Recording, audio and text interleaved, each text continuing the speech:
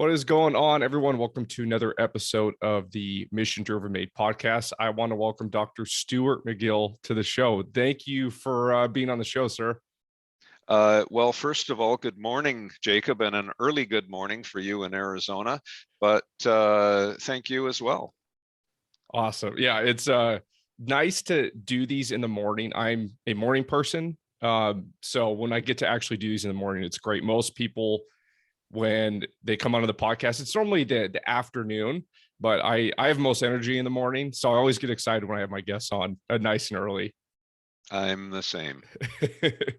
Awesome. So before we get into some of your accomplishments and, a few questions about back pain, I would love to hear a bit about your story, maybe before the over 3 decades of research with back pain and the human spine and all that. I'd love to hear where you were born. And then if you can share a bit about your upbringing before the accomplishments, love to hear it. Well, I was born and raised in Southern Ontario in Canada. I grew up, I loved sports. I loved mechanics, doing things. I started weight training when I was in the 10th grade. That had an enormous impact on me. But right around that 10th grade, there was a career counselor at the high school, and there was a parent night. And he told my father that McGill would probably be better off in the trades. So at that point, I was going to plumbing school. And it was my first, other than my father, my first real mentor in life. And I'm going to frame this around mentors. I think that makes a nice story. I love that. Yes. So there was a high school teacher, Mr. Ralph Colucci, who just passed away a few months ago. And I remained friends till the day he died, which was a very special relationship. But he took me and said, come back to high school and play football. And he was also our track and field coach. I was a discus thrower in high school. And that, when you think about it, was a monument. Had that not happened, I would have been a plumber. Going back to my father, people, I think, get the impression that academics came easy for me, and they didn't. It was a real struggle. And I was the first person in our whole family, extended family, to ever finish high school. So the concept of a university was so foreign to me. I had no idea what it was. I was just so naive. I couldn't ask my father. I'd have a problem in mathematics in high school. I couldn't ask anybody. No one knew. So what my father did teach me was a couple of things. I don't ever remember a tradesman coming to the house. So we did all our own plumbing, electrical, roofing, building. If the car needed fixing, guess who did it? We. So it was a wonderful education for getting your hands dirty and building things. And when I think about it, when I was a professor and had access to all of this wonderful equipment, plus technicians to build equipment, I could design experimental apparatus. We didn't have to go to the scientific store and buy it. We were able to be creative and modify it and create our own to fit the experiment. So that really was a common throughout our scientific journey. But the other thing he taught me was he was a very good people person. Since that time, and I know I'm jumping ahead, but I became this clinician. And for some reason or another, I've seen presidents of countries, royal family members, the incredible sports celebrities, all as clients. And I think, what's little old me? How do you refer to a prince or a president or, but my father said, whoever you are with at that time and instant, you are their equal. And it helps you with the connection. You are their equal. And that has served me so well. I might say to a prince, sir, how would you like me to refer to you? Perfect. And then they are a person in pain, just like a stay-at-home mom with 2 kids is a person in pain, and they need some empathy, some science, and all the rest of it. And by the way, Jacob, I'll say this as well. I read your story, as I try and do with people who interview me.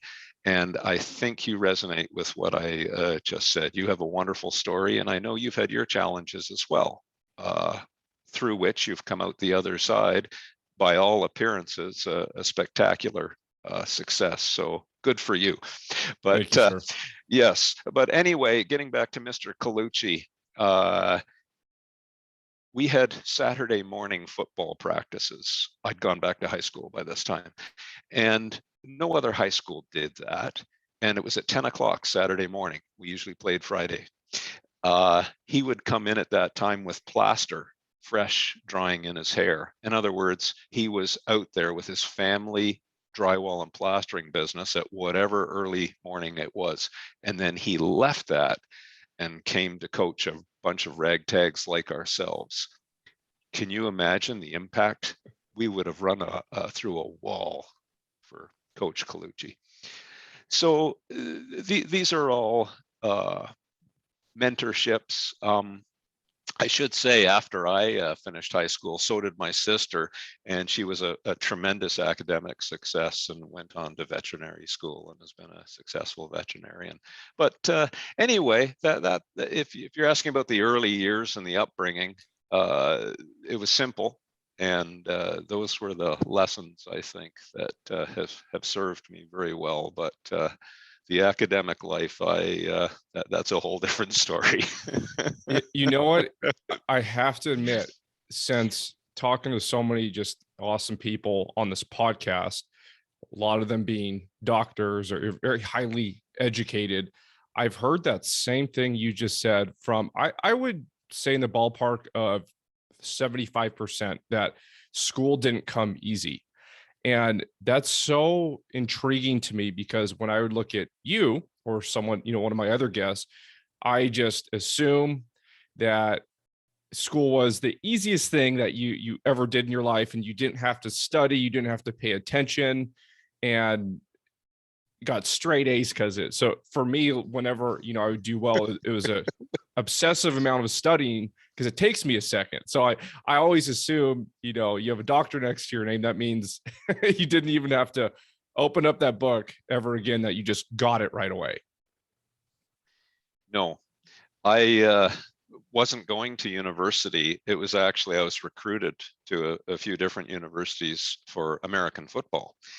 And not that I was a great football player in retrospect, but nonetheless, I ended up going to University of Toronto. And the football coach said, "Well, what are you going to study?" And I said, "I haven't a clue. I don't know." He says, "Well, we'll put people like you, we'll start you off in physical education." So that's where I started in university, which might well, it was a wonderful foundation, the psychology and sociology of movement and sport, and then basic medical anatomy and physiology and introductory biomechanics and whatnot. But looking back on those years, I remember another mentor. I took mathematics, introductory mathematics and calculus. Now, remember my experience in high school, we had an introductory mathematics and introduction to calculus. And I don't know if you remember back in high school, or even if you took that, but they start off calculus as x tends to 0, y does this, and for my brain, I'm a hands guy. Yeah. Particularly at that time, I said, this is absolute gobbledygook. I don't get it. Or beginning of programming, let x equal 1. Well, okay. I had no concept. But Klambauer, this Professor Klambauer, he would come in and he would just let you fly with Newton and Leibniz, the guys who invented calculus. And I remember one of his first examples. He says, he was German, "As Wasser runs through the pipe, as you neck down the diameter, the pressure goes up and the flow rate goes up, the speed, the velocity. One thing determines or influences another variable." Is that calculus? He says, "Yes, this isn't magic. Now, this is the slope of the curve. which describes the radius as it necks down and increases your water pressure. And I said, wow, I feel that in my hands. So I never had to remember equations anymore. The equations now made sense. And I saw and felt and tasted the relationships in the equations. And this just set me on fire. I then took introductory physics and I started to, these aren't equations anymore. I'm starting to understand the attraction of magnetism, light, mechanics of velocity, speed, acceleration. Acceleration really, when you think about it, is an incredible concept. The second derivative of displacement.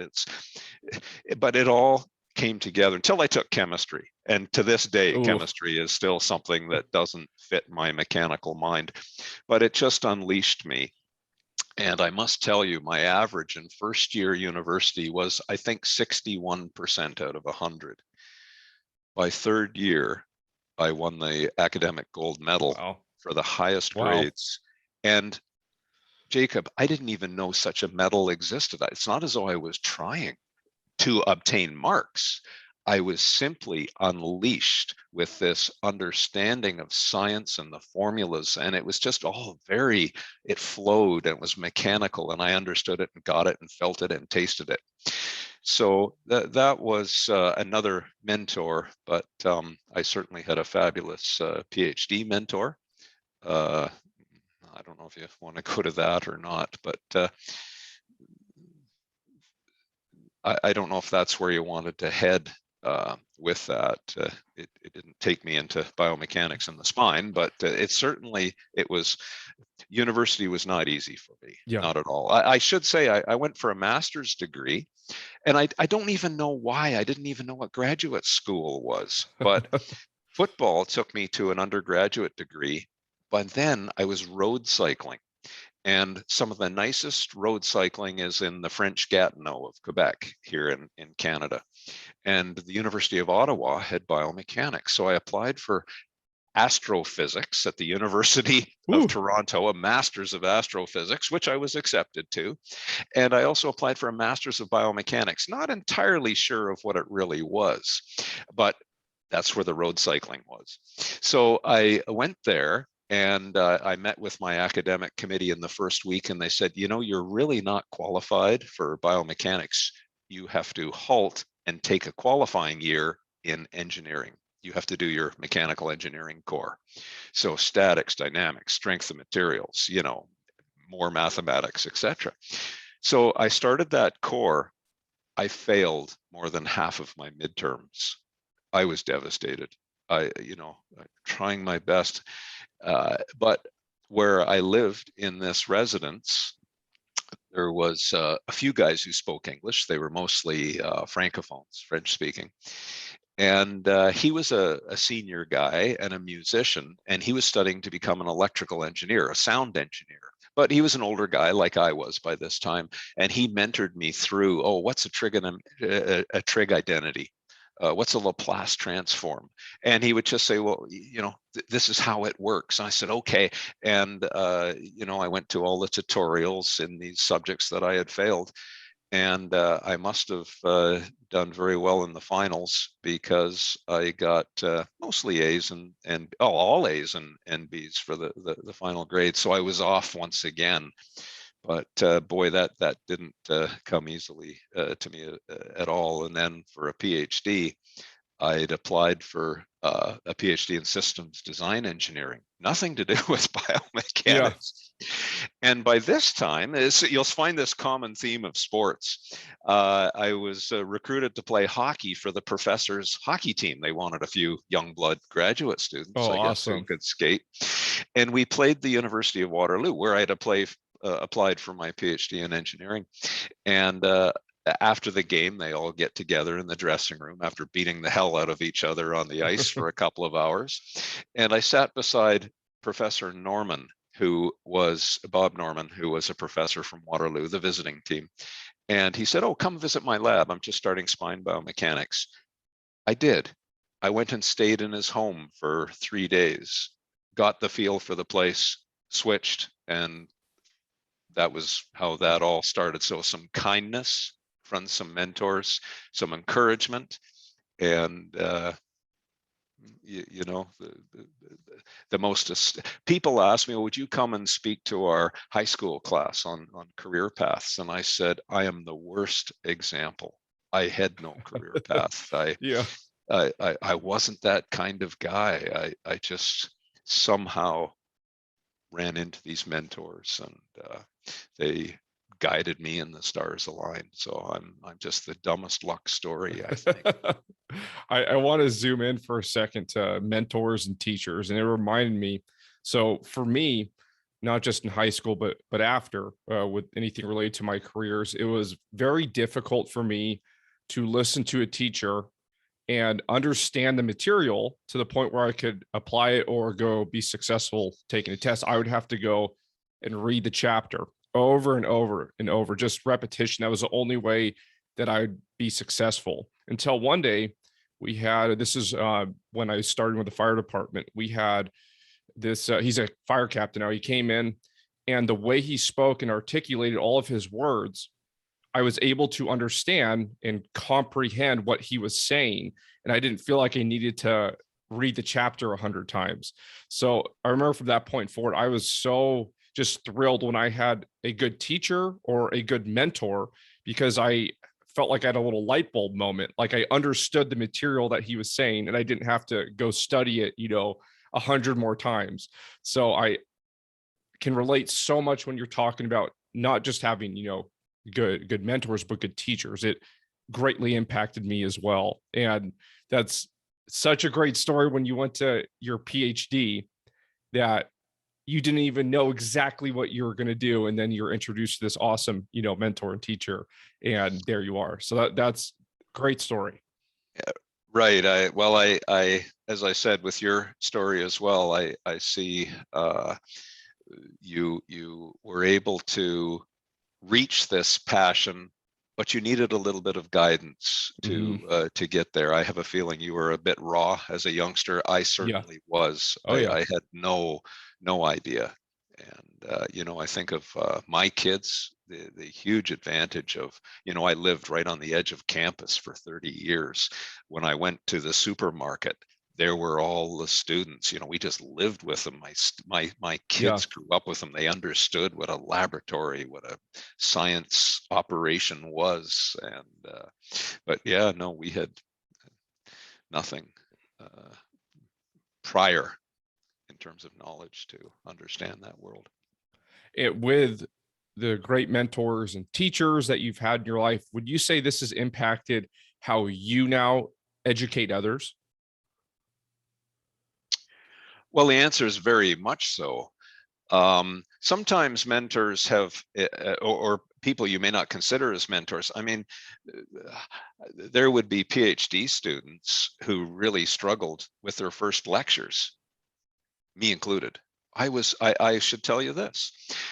I was a PhD probably midway through, and I was almost going to quit.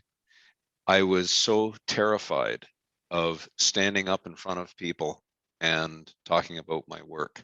I didn't volunteer to do it. People were asking me to come and give a talk. I was at an international biomechanics conference, and I had lunch with Harry Farfan. Harry Farfan wrote the book Mechanical Low Back Pain, a very well-known surgeon, very influential figure. But he also had a voice like James Earl Jones. Oh, okay. So you thought you were talking to God. Yeah. He Right. was just that powerful, of that magnificent voice. And he said, well, Stu, how are you proceeding with this work? I listened to your lecture. It was very interesting. And I said, Dr.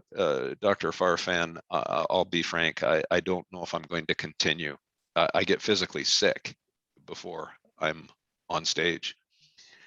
And he said, really? He says, well, you just gave a good lecture. And I'll tell you what, you just keep doing it as long as they keep asking you, and don't worry about it. And if you screw it up and you're no good, they'll never ask you again, and your problem is solved. But as long as they ask you, go and put on your cardigan, pretend you're in front of the fire, and talk to them like you're sitting around a fire. Oh, I love that. And that idea of treating everyone like you're equal, being a bit folksy. And, we've all seen those teachers who try and show you what they know Mm. rather than figuring Yeah. out what is it that Yep. you need and how can I facilitate Yep. that. Yep. But it's always been a style to be a bit folksy in lecturing, and what is it that they know? Not that I always hit the target, mind you. And I can also, I know I have a bit of a reputation. I can play hardball as well. If I'm with a patient who, let's say, is an addict to exercise, and I'll say, well, I explain the science of their tipping point, and what they're doing is excessive, and it is leading to their pain. And if they stop picking the scab with that heavy exercise, with not taking a rest, oh, on my day off, I just ran 5K. Sir, that's not a day off. You didn't allow your body to adapt. So when I'm up against that kind of a personality, I have to run an intervention, and I can be a bit rough with them. But at the end, they're debriefed. So then they say, I get why you did what you did. And it was a tough love situation, and it was a bit rough. But in the end, we got the result we needed. They're debriefed, and now we're all friends again. But that's what had to be done to bring. I have a sneaky suspicion in your life there's been a few people who've grabbed you by the ears and gave you a good tug when you needed it. I know I Yep. needed a good hit on the head with a 2x4 at certain times Yep. to get my bull head to see a different path. And it was all for the best in the end. But anyway, you have some great teachers, and you just see what made them great. And you had some terrible teachers who were Oh yeah. just basically showing you what they knew and couldn't care about. And then you say, well, I hope that's not going to be me. Like parenting. Do you have kids, Jacob? I have two little girls. I have a almost 4-year-old and I have a 2-year-old. Do you hear yourself when you speak to them, and it could have been your mother or father speaking? Oh, right. Yep. Well, my kids are all gone now, but I think, oh damn, I was Yeah. just the worst side of my father right there. Yep. And then I do it again. And but anyway, you try and say, well, that's not me, and you keep catching yourself. But you know who the good teachers are, and by the end, midway through your PhD, you should know how to Yep. teach simply by paying attention to the experiences that you've had. After your PhD, where did you go from there? Is that when you started in your Uh, career field, or what did that look like? yeah, I became a professor immediately. In fact, I was asked to apply to the University of Waterloo. The dean came to me and said, we don't want you to leave. Would you consider Wow. staying for a year on soft money? So I was called a research assistant professor, and with the idea of, we will try and find a professorship for you. So it's a risk. Do you want to take it? My father, by this time, had had a stroke in his late 50s, very disabled mentally and physically. He was in a wheelchair. So my mother and father, we bought a farm near the university. So this would have been the 80s, early 80s. And we all lived together, so I could give my father a hand.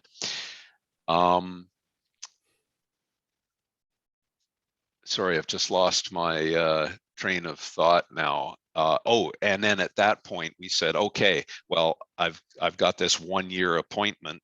Or do you want to take the risk and see if it turns Yeah. into a position at the university, which it did. And then at that point, my father passed away, and I got married. And you may or may not. This may be an entertaining story. The woman I married, I remember the day she was born. My father and her father worked together. So I actually can say I remember Wow. my wife in diapers. I have this image of when I'm Yeah. 6 years old, sitting at the dinner table and looking over at the high chair and this little Wow. baby. So my wife, she actually rode for Canada. She became an international athlete. And but I was 6 years old, or five. Oh, she's going to kill me now. I think I'm almost 5 years older, I should say. But nonetheless, um, when I went away to university, I wasn't looking at this 12-year-old saying, "Oh, you know." But let's see, the Seoul Olympics were '88. It was just after that one of her sisters got married, and it was my turn to take my mother to a wedding. It was either someone would have to escort my mother because my father was not able to, and it was my turn. So I sat beside Catherine at that wedding that night, and of course I'd followed her, in the news and the newspaper and whatnot. And anyway, long story short, Jacob, I proposed to her in 3 months, and it's been fabulous ever since. But I should say, she's been a huge part of the equation. Yeah. In that she has given, I mean, she's been the CEO of the house, the family, the finances, everything.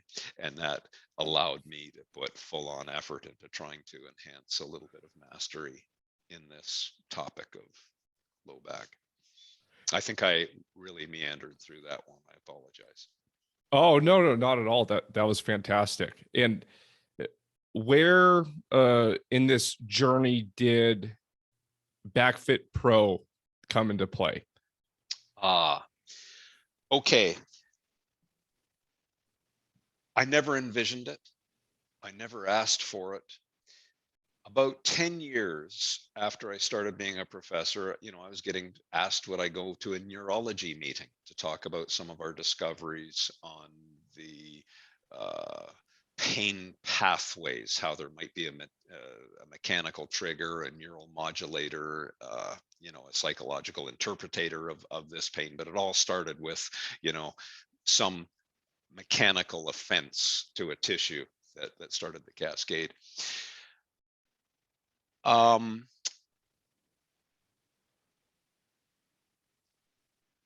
would go to this neurology meeting or an orthopedics meeting, and the orthopedic docs would say, "Wow, we didn't think like that for this disc patient. Yeah. We didn't realize that every time they sit down in front of the computer at their job for 20 minutes, it's a mini acute insult for their particular injury. They don't have chronic back pain. They have mini acute episodes over and over and over again. It appears chronic, but treat the acute episodes and it takes their pain away." And then I would give them a logic flow to interrupt those acute episodes. And they'd say, "Would you see a patient with us?" And I'd say, "No, I'm not a clinician. I was scared to death. I knew nothing about how to handle a pained patient." And they said, "We'll be with you. Come with us." And so I started to see patients. And then that just started to roll. And then I would get consults from Olympic committees. "Would you Wow. come to our country? We are putting together an Olympic program in this sport. We want, we don't want to create any back injury." And then, your professional teams in the NBA, the NHL, the UFC lately. And so I went and studied with clinical mentors. My first was a guy named Dick Earhart, who was a professor of physical therapy at University of Pittsburgh. And Dick and Tony DeLito would bring me in every winter. I'd give a lecture on the latest of spine biomechanics. And then for 2 or 3 days, I would work with patients with Dick. It was just a fabulous experience. Bill Kirkcaldy-Willis, who wrote the book Managing Low Back Pain, and really described the cascade. First you have a back injury. If we used an example of a disc, the disc then becomes a little flatter. The joint then loses its turgor. It gets a little bit of a micro movement instability to it. So you get triggered sharp pains as you move. In about 5 years, arthritis comes and stiffens it up. Now the joint is stiff. In other words, he was able to describe this cascade of so-called degeneration. But he was fabulous with patients, and to work with him and Robin McKenzie, again, an incredible personality. And then the younger fellas, Pete O'Sullivan had these ideas on blending, psychosocial issues together, and Lorimer Moseley in Australia, all people that we could just have a beer and have wonderful conversations with. It just shaped me as a clinician. And I should say this, then the dean of our faculty came to me and said, I hear you're seeing patients in the laboratory. We need this space over here in this new building filled. Would you start seeing patients? I don't know how to see patients. I don't know how to bill them. I don't know any of that stuff you learn in medical school. I don't even know how to receive them. And but nonetheless, I started. And I started with 2-hour appointments when I saw a back pain patient. And the medical colleagues say, 2 hours, what are you going to do for 2 hours? And I said, but that's how long it takes me to listen to the person's story, to understand the impediments of their life. They're coming to us because they've failed all the other back pain clinicians. People with back pain don't say, oh, I'm going to go to the research clinic at University of Waterloo because I've got back pain. They go to their docs, their physios, their chiros, trainers, whoever. But they've failed. So we got only the failures. And if I was going to make a difference, I needed to understand them. So we started with this really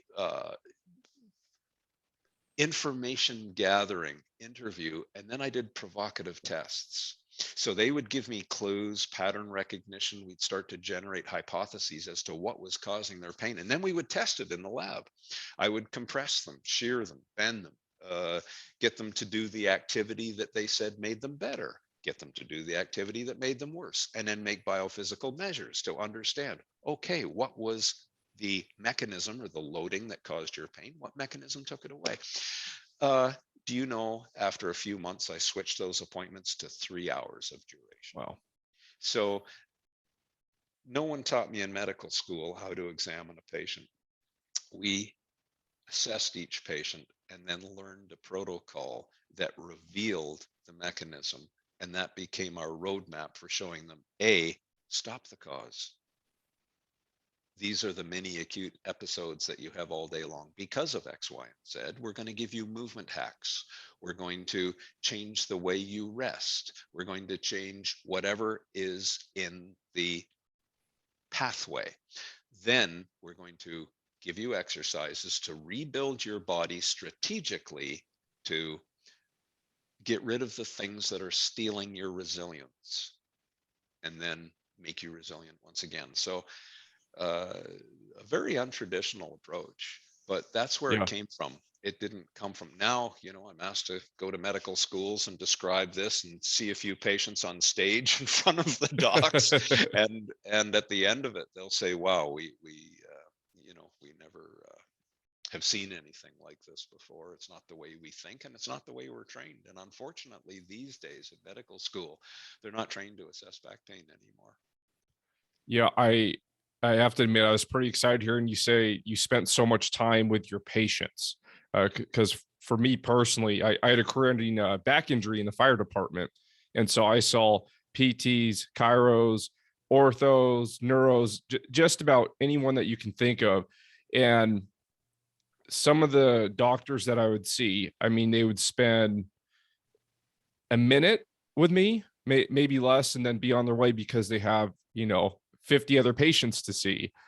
So hearing you say that you took that approach for a couple hours, that is drastically different than what I feel like a lot of us have been through and still is. Are you aware of in your industry with people that are doing it the way you do, or is it pretty typical, what I experienced where the doctors are in and out of there for, after a minute or so? Is that pretty normal? I think you're describing what is typical, but I know you asked me, where did Backfit Pro come? So now I can answer that question. Oh, I got a little excited there. I almost forgot. Yeah. So you just described the typical experience in the traditional healthcare system. Docs, clinicians are guided by billing codes. It's how they're paid. No billing code exists for a back pain assessment that reveals the cause. What docs are paid to do is to perform a procedure, and you get X number of dollars for performing that procedure. So if you don't fit the procedure skill set that they have, they throw up their hands and off you go to the neurologist or the chiro or the whatever it happens to be. So in the absence, now this is systemic. It's the way the medical system is structured. There's no method for a person to get a thorough back pain assessment. So here comes Backfit Pro. I started to train our own clinicians to do a 3-hour assessment with the end goal of understanding the mechanism of their pain, the impediments that have caused failures in the past, removing those, and building a foundation for pain-free movement. It's a minimum of 3 hours. Or sometimes the people are so pained, you can only go an hour. It's all the physicality that they have with you, and they're going to have to come back to. But nonetheless, it's a philosophy. So I then started Backfit Pro to create courses to train this clinical way. Now, remember, there's no billing codes for it, so you don't get paid. You have to pay cash for the time spent. Now, when the one of your baseball teams asks me to come in and do a consult, they pay for my time. When an individual comes, they pay for my time. I am so overwhelmed with requests around the world every day that we've been trying to create this network of people who I've trained and have audited for their quality to see patients with this approach. So if you went on Backfit Pro now, nowhere on the internet will you find anything about McGill seeing a patient. Nowhere. I've never asked to see a patient. Do you know, I get a couple hundred some days from around the world requests to see them. And I've never advertised, never asked for it. Wow. So people come to Backfit Pro and there's a portal. Are you a back pained person or are you a clinician? And now if you're entering as a patient, it'll show you the master clinicians that we have around the world, some documents, some summary papers on the causes of pain and approaches for dealing with it. And if you're a clinician, we show some of the resources, my textbooks and courses they can take to get a certification in what we do and that kind of thing. Wow. And the good thing is the patients are then referred from our website to these clinicians around. So it's a nice patient referral system. So that's how Backfit Pro just came out of this necessity to try and serve more people.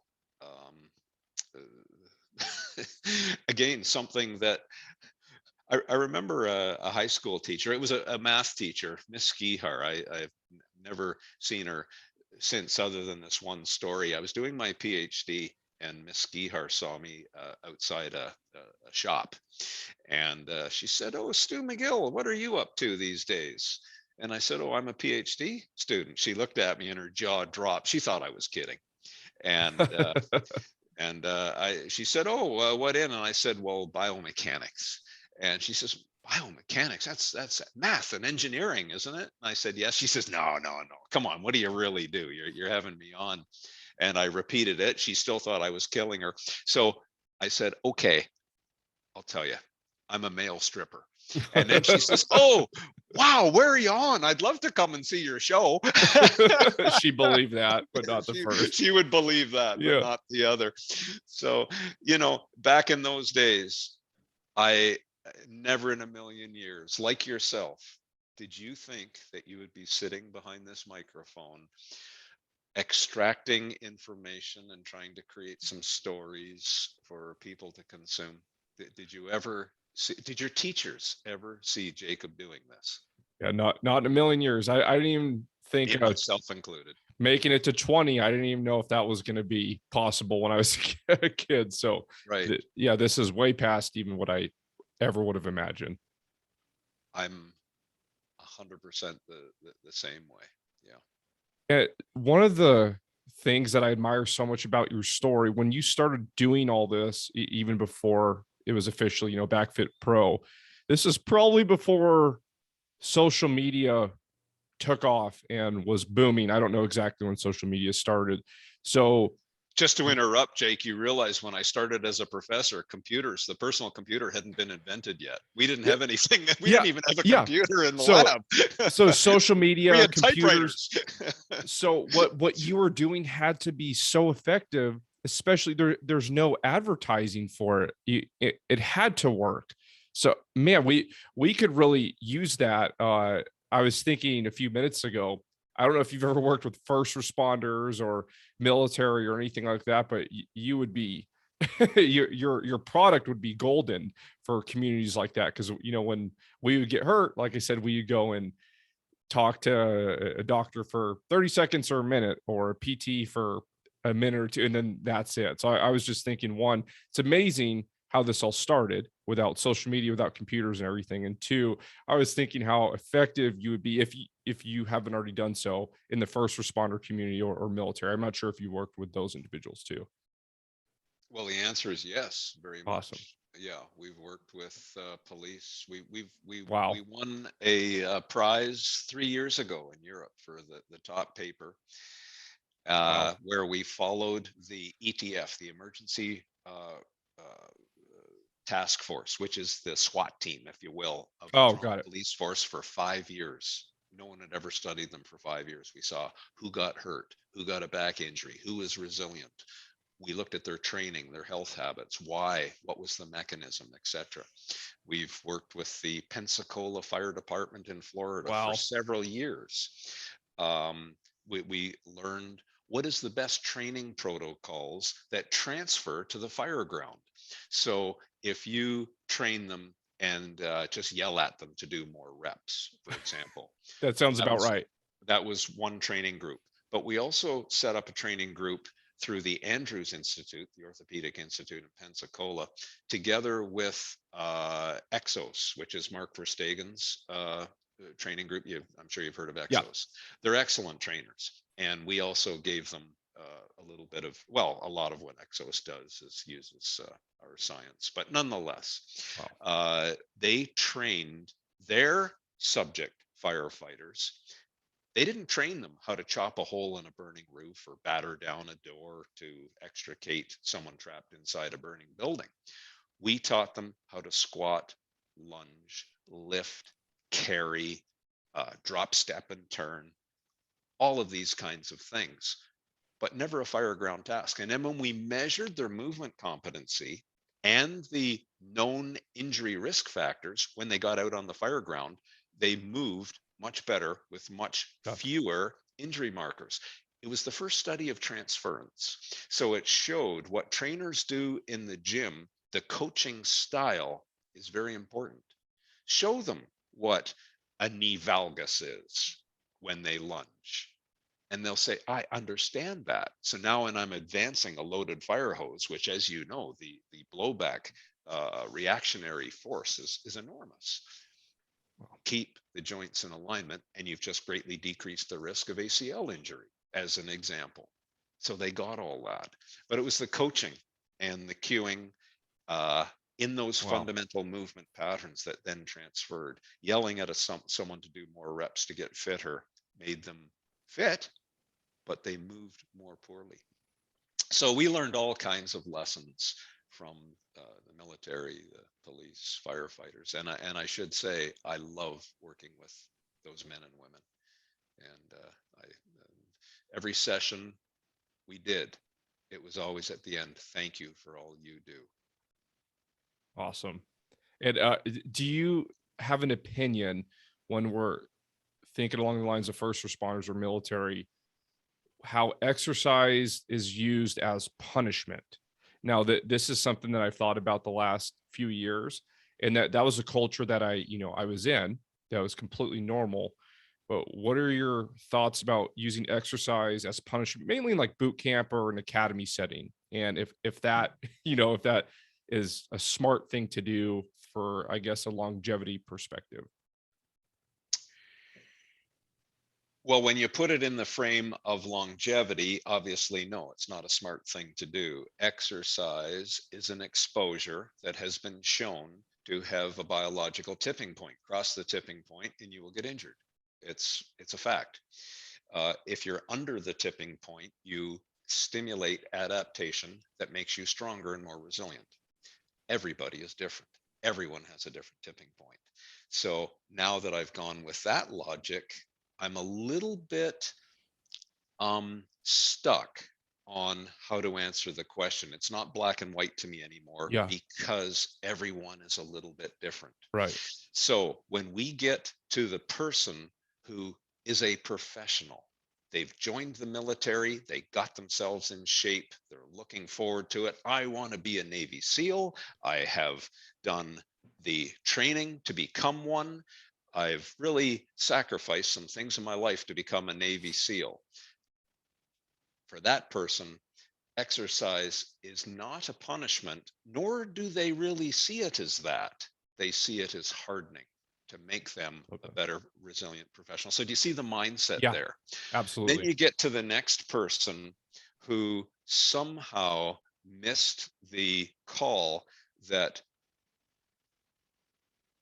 I have a problem with people who don't take professionalism seriously. So why is that? Why did they come in a terrible physical condition? Why did they let themselves get into that condition? Now, there are all sorts of social reasons and social pressures. I get all of that. Maybe they didn't have the mentors. At some point, maybe some explanation will work. Would that have worked in my brain when I was 18, 19, 20? Probably not. I needed that 2x4. I needed Mr. Colucci, who ran us up and down hills until we Yeah. vomited. I loved him for it. But, you know, to some kids, it wasn't their thing. So do you see how I'm kind of stuck on this, Yeah. where some people could be such winners in their life, but rather than doing something about it, they will complain. Why? Maybe it's been taught to them that that's the way they should do it. Maybe it's deeper in their personality, but surely some technique, if it was employed appropriately, will allow them the opportunity to have a better life that they don't even imagine they could have today. It's so Yeah. unimaginable. But to get them over that part, it might require a little Yeah. bit of an intervention. So do you see why Yeah. I'm just so stuck? I've heard Yeah. that argument before. Oh, exercise as punishment is bad. Well, I'm not so sure in every single case I Yeah. could answer that.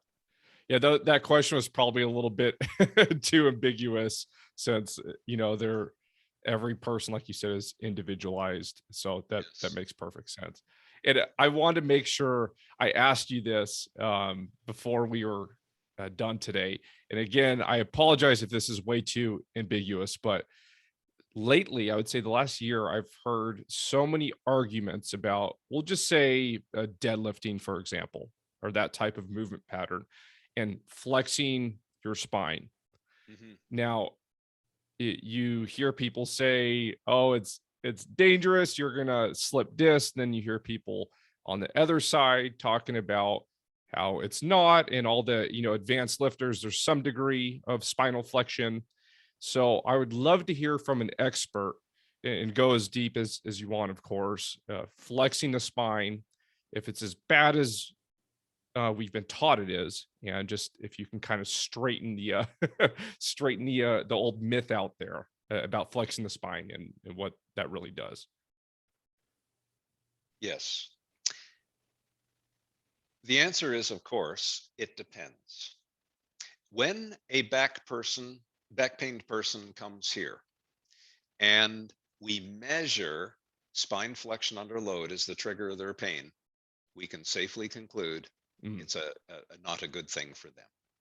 So if I take an Olympic bar, can you see me and hear me if I move back to here? Yes, sir.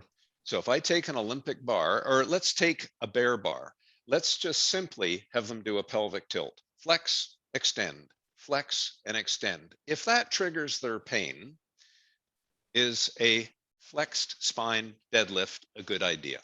I would say with that information, no. Good, thank you. Of course not. You've just triggered their pain. In fact, you've guaranteed their pain. If someone has a open fissured posterior disc bulge, which I can show you if you want me to bring you over a model. Shall I do that? I love this stuff. Absolutely. All right. So let me pick one. I've got just to show I've got this for patients. We've got models of all of these different types of spine injuries. But let's just take an example of a generic open fissure disc bulge, which has been caused by loaded flexion. So you can see the nucleus inside, which is a gel of the annulus, and a red mark, a bloody mark, where the collagen fibers, this isn't a ball and socket joint, it's a fabric, a collection of fibers, and they've delaminated. So now I'm going to bend the spine forward and squeeze it. But can you see that red mark at the end of my finger on the annulus? I'm going to squeeze and bend it forward. Oh, there it is. Yeah. And so I just proved to you, and if we measure that in the patient or the client, that is their mechanism of pain. Obviously, what's the answer to the question? Is flexion deadlift a bad thing? I would say it is a Okay. very bad thing. All right. So then let's take a person who is a very mature lifter. They have some base adaptations in their body. They have a strengthened spine. And I'm not talking muscular strength. I'm talking about the ability of the tissues to bear a load. They've been toughened, they're tempered. Then maybe we want to stimulate the motor units down their back and have a little bit of flexion with a little bit of load through a range of motion. If they don't have that precondition of delaminated collagen and they're a wrestler or a jiu-jitsu player or something like that, Yeah. Sure, go ahead. So now do you see the context is everything? Oh, I love that. Yes. So you can't have an absolute position, but here's where some of the social media gets a little bit irresponsible, I would say. Oh, McGill only says this, or someone only says that, but they don't get the context. When I'm talking about it's a lot smarter in with this group, they're all back pain people. So of course, avoiding flexion will allow us to desensitize the pain and build strength and resilience a lot faster. But if they keep doing an ass to grass squat, then they won't desensitize, and they will. I'll see them next year exactly the same, with the same inability to get physically resilient. So I'm going to do a little bit of a drill here, and I'll just start with a dowel. Well, actually, I won't. I'll just start without anything as an example. So I'm going to start off, and this would be one of the drills that we might use. So say a person, if they bend over and or put a bar on their back, put on a bear bar. So you've got 40 pounds on your back 10 times. Back and forth, do a pelvic tilt. If that triggers your pain, I can tell you, do not do a round backed deadlift unless you fall into the subcategory that you have a little bit of joint instability and the compression stabilizes it. That is the rare exception to that. But if I put my hands and I make a V with my thumb and my hand, and I'm going to place my patella, my kneecap, into that. So I'm going to slide my hands down, and we call this the shortstop squat. So there's the shortstop playing infield. Now, at this point, I'm going to play with the curve of my back. I'm going to flex, I'm going to extend and find the sweet spot of no pain. Now, I'm going to traction my back. I'm going to carry more load. I'm drifting my shoulders down. I'm straightening my elbows. I'm grabbing my knees hard. But oops, I'm falling back onto my heels. So I become a leaning tower. Push down my toes, balance up my mass now over the balls of my feet, or the middle of my foot would be better. And there we are. I have no pain. And instead of lifting with my back, I've stiffened and I pull my hips through. Now let's take a bar. So I'm going to slide the bar down. I'm watching the curve of my back. I haven't gone to the pain trigger, which would be this for them, or maybe it's an extension trigger. I don't know. But we keep them trigger free and now drag the bar up the thighs by pulling the hips through. We've now just accomplished a strength adaptation enhancing stimulus guaranteeing no pain. If I lost that curve in this particular patient that we've discovered their trigger in, we've just guaranteed failure. So do you see how the argument on social media, where you're allowed 3 sentences and then you're cut off, Yeah. and then everyone else, there's no ability to provide a context. And, you know, people, oh, McGill hates deadlifts. Wait a second. You look at the deadlift records in the world and how many we've been involved with.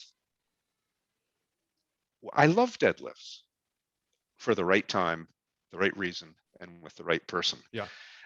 There, you know, I love all kinds of exercises, but they've never worked with us, and yet they go on social media and give opinions, not understanding it was all devoid of context. Yeah, I feel as though social media, I don't know if this is the right term, but it's like a lot of straw man fallacies and people taking things out of context and maybe just arguing. Because like you said, if there's 3 sentences after a picture on social media, it's kind of hard to paint the whole story. Yes.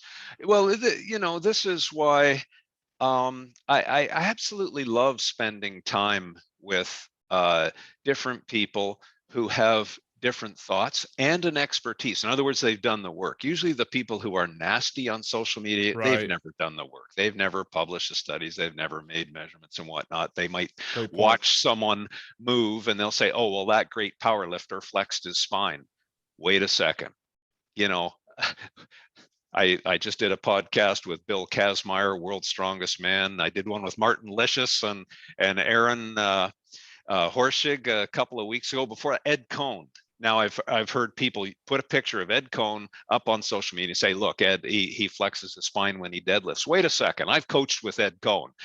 I know a little bit about this. It's not that he flexed his spine. It's that the load drove him and crushed him down. You pick up 900 pounds and it will round to some degree your spine, but that's not lifting with a flex back. That's a flex back being crushed into a little bit of flexion under that kind of load. Those are 2 entirely different mechanical scenarios. Right. So, you know, and yet the person that might say that, they've never worked with Ed Cohen, and I don't know if they have a single clinical relationship with someone who has set a world record. In other words, it's what you say. It's someone who turns out they live in their mother's basement and never worked with anybody. But, you know, of course, again, now I'm sounding like a social media person, which I don't know if it makes sense. I'm really not on social media. I just don't get much from it positive. Are you familiar with Dr. Brad Schoenfeld? If you look at the Strength and Conditioning Journal, I have an article written with Brad. Awesome. It's Schoenfeld and McGill, and it was a little bit of just something that we're talking about here. It was choosing the right exercise and context. And if Brad, who is an outstanding expert on muscle hypertrophy and strength, and I'm the spine geek, and when we come together and we'll say, you know, for hypertrophying the abdominal muscles, motion will help. But if you're doing another task and you have motion-driven spine pain triggers, probably better to do things like planks and that kind of thing. And that was the article. It was all about context. So, you know, I know people were getting into Brad about this and they were getting into me about that. So we thought we would write a synthesizing, pulling together. And that's what good people do rather than call each other names. And you know, he's a wonderful conversationalist, and And yeah, I asked that question because I just thought it was pretty comical.